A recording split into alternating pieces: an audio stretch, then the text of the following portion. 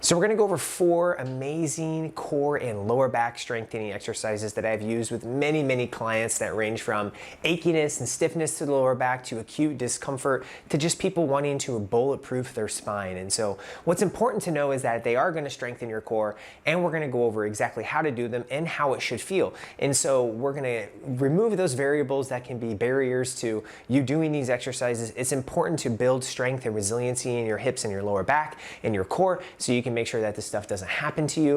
And so we're gonna go over those 4 exercises. My clients love these. We're gonna have some fun along the way. If you have any questions, you know where to put them. I'll get back to them. But otherwise, we're gonna get into the exercises right now and have some fun.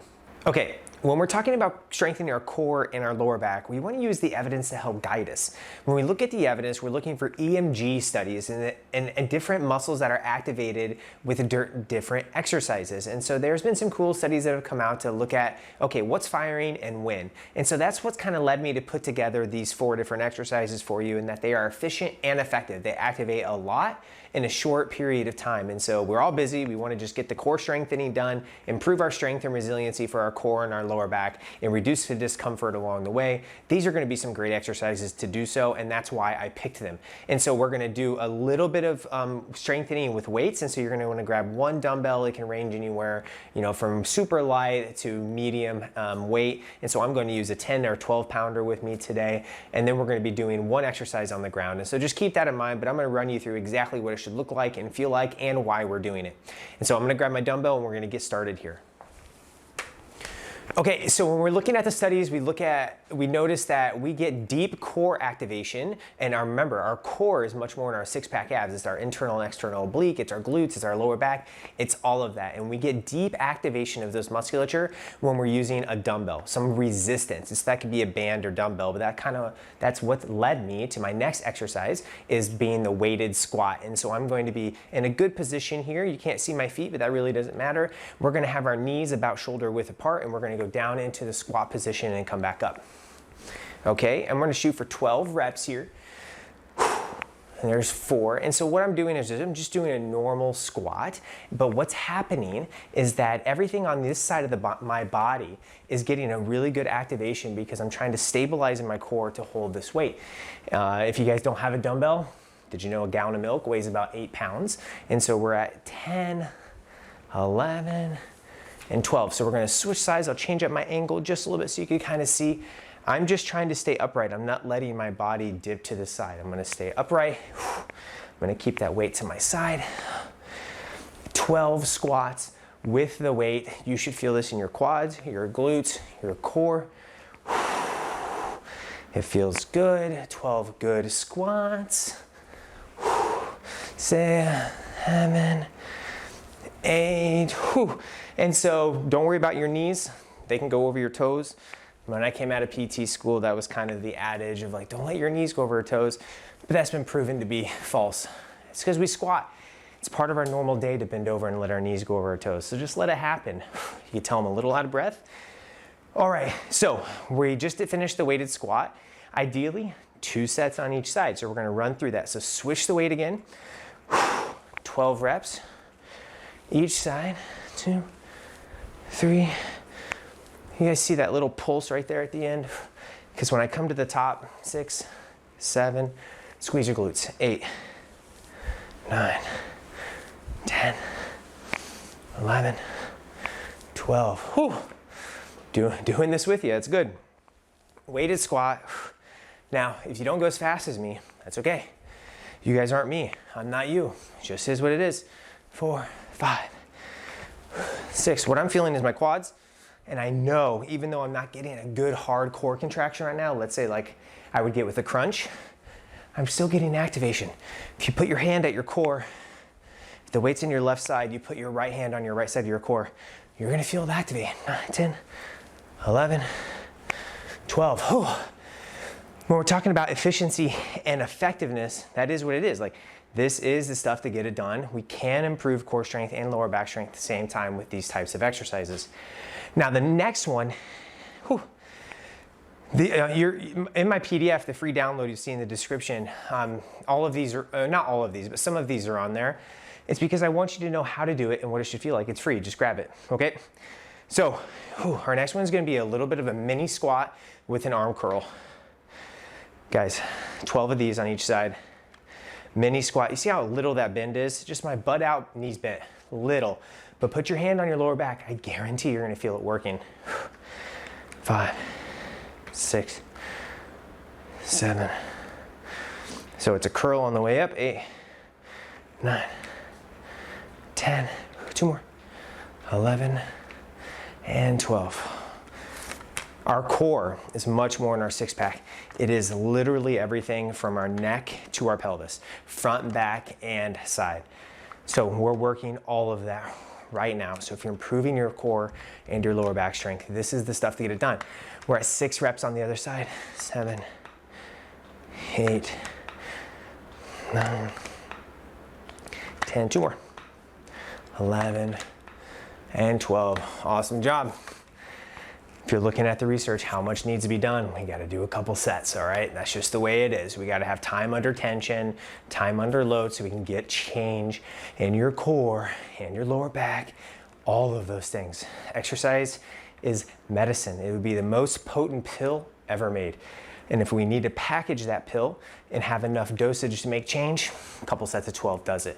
Feel your arm working. 10, 11, 12. Whew. Now I've done this with clients who are status post hips, status post knees, have had a history of back surgery, people just wanting to improve their strength or resiliency. A lot of my clients just want to know how to live longer and stronger, and this is it. Incorporating these types of things throughout your day into your life and recognizing the importance and taking it to another level and really understanding the why. That's important. 10, 2 more curls. 11, 12. Whew. Now, you could take a longer rest if you need to. That is completely fine. But we're gonna continue this train and knowing that we're working our upper back, our lower back, our core, our hips all at the same time. Now, if you guys have ever worked with me before, you know my favorite exercise is a lunge. So we're gonna go into that next. I am stalling a little bit because I am a little short of breath, but we're gonna go here. So what you're gonna do, this one is a little bit more nuancy.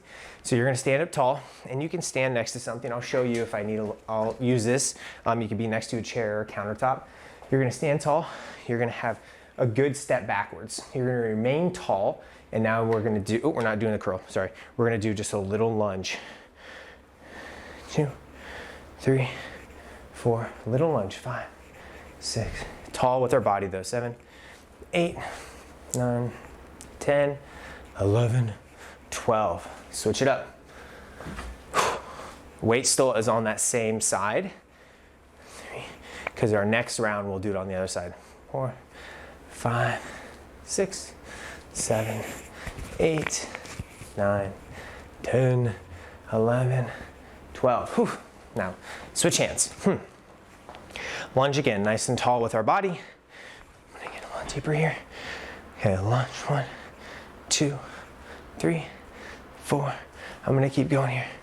5, 6, 7, 8, 9, 10, 11, 12. Last one here, other leg in front. 1, 2, 3, little bend. 4, 5, 6, 7, 8, 9, 10, 11, 12. Now, as you get stronger, feel free to go deeper. That's completely fine, or add more weight. But as we're doing that exercise, almost everything is activating. That's why I love the lunge. It does so much for us. Probably the most important exercise that we've done throughout this whole thing. Whew. So we've hit squat, we've hit lunge, we've hit some upper body. So that is all a good thing to do. So now we're gonna move to the floor. We're gonna hit our very last core and lower back strengthening exercise. And this one is a doozy. Let's get after it. Okay, so our last one here is on the ground. Feel free to use the yoga mat, do this on your carpet. It's gonna be a variation of a plank. And so a standard plank is really good for your lower back and core, as well as our upper back, and it just works a lot for us. And it's actually a good quad strengthening exercise too. And so we're gonna go over a plank. So this is gonna be a different plank in that when we get in this position, now you could do on your hands or your elbows. I'm gonna do on my hands today. We're gonna get into this position here. Now, just stabilize. And then now I need you to take those hands a little further out. It's called a long lever plank. And so this is underneath my shoulders. This is underneath my, actually increasing the long lever. And we're gonna hold this position. Now, if you can't do it, just go on your knees. Completely fine too, but we're gonna hold here for a good 30-second count. Now, what I'm thinking about is drawing in my belly button. Drawing it in, it's called a long lever plank, and that the distance from my hands to my feet is increased from a normal plank. Now, I'm not letting myself sag. I'm not coming all the way up. Now, I'm in the middle. Now, if I need a break, I'll press up. We're at about 5 seconds here. 4, 3, 2, 1, and relax. Whew. So the long lever plank works a lot at the same time. I'm all about being efficient and effective. And when we're looking at the EMG studies, this thing activates a lot. It activates a lot of our core, and that's why I like to include it. I've done this with people who've had back pain, back arthritis, disc bulges, hip replacements, and knee replacements. The gamut. It's about how you do it. So get in that position again. Long lever plank. So start underneath your shoulders, creep it out 1 hand length, and hold. 3, 4, 5, 6, 7, 8, 9, 10. All right. So why did I pick all of these exercises? It's been shown that when we include some resistance and we include gravity, we get different muscle activation. In fact, some of these are back focused, some of these are deep core focused, but what you didn't see is the classic crunch, is because that's a one-trick pony, and while it can be good to improve core strength and is a great place to start, it's not the end goal. 3, 2, 1, and relax.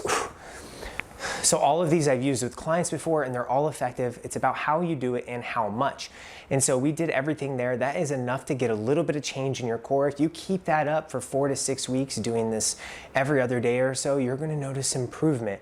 And if you guys get my PDF that's in the description about the free core download, you're gonna notice a lot more exercises, actually 24 with varieties of each. And so use those to help build your core and lower back strength. But just remember, everybody's body is different, so the dosage is different.